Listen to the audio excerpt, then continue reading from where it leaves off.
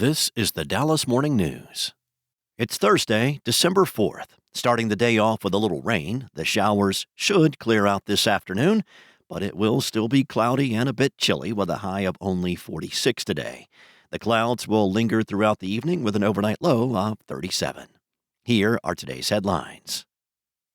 Amid budgetary constraints and federal directives to end diversity, equity, and inclusion programs, Dallas officials have developed a plan to help them decide when to take the lead in addressing resident needs and when not to. City officials presented the products of their nearly year-long effort to sift through policies, laws, and programs to comply with President Donald Trump's executive orders from earlier this year.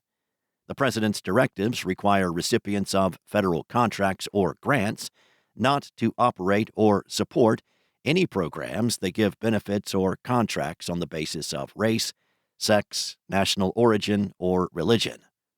The orders don't explicitly ask cities to discontinue equity programs, but city officials who have $980 million in federally funded projects in the pipeline said they were preempting potential disruptions and were using the executive order to improve their data collection and response to the city's most pressing needs.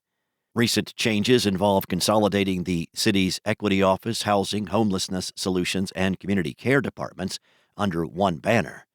The city reworked its racial equity plan to suspend a tool it uses to measure racial and ethnic disparities.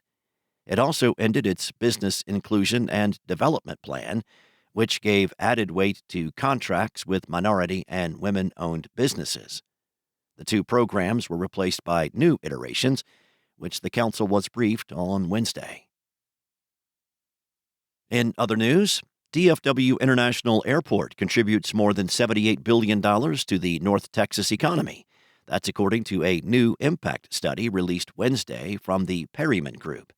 That number is a roughly 69% increase from 2014, when DFW's gross product, the value created by the airport's activities, was measured at $46.4 billion.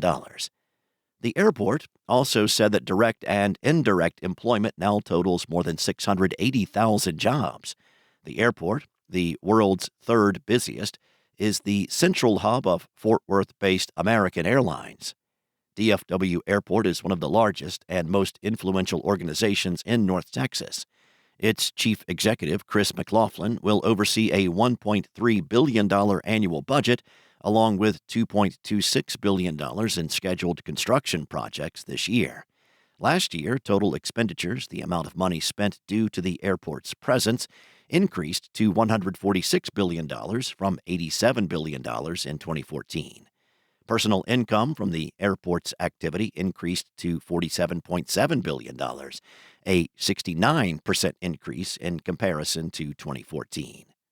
The 51-year-old airport handled more than 87.8 million passengers last year and serves 193 domestic and 67 international nonstop destinations. The travel hub is currently in the midst of a $12 billion capital improvement project that will bring the new 31-gate Terminal F, renovations to existing terminals, and improvements to access roadways. When it opens, Terminal F's sole occupant will be American Airlines. Next up, the Academy of Country Music Awards are leaving Frisco for Las Vegas next year. For 3 consecutive years, country luminaries and rising acts have descended upon the Ford Center at the Star. It's unclear why the event, which transformed the Dallas Cowboys practice facility into a full-fledged production, will not be in North Texas next year. A spokesperson for the ACM could not immediately be reached. Damon Whiteside, the ACM's chief executive, told the Dallas Morning News earlier this year that the organization fell in love with the Star District, citing advantages like the football field's capacity for a larger stage, the slew of newer hotels, and the proximity to Dallas Love Field and DFW International Airport.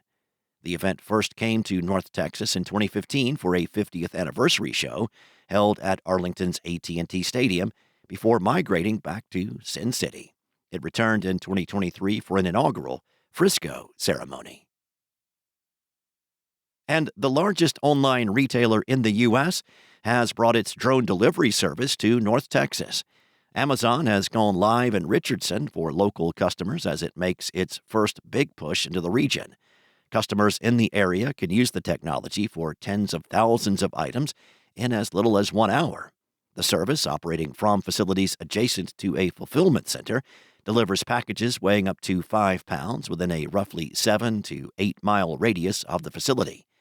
Members of Amazon Prime can receive deliveries for $5. The Dallas-Fort Worth area has attracted interest and investments from drone companies in the U.S.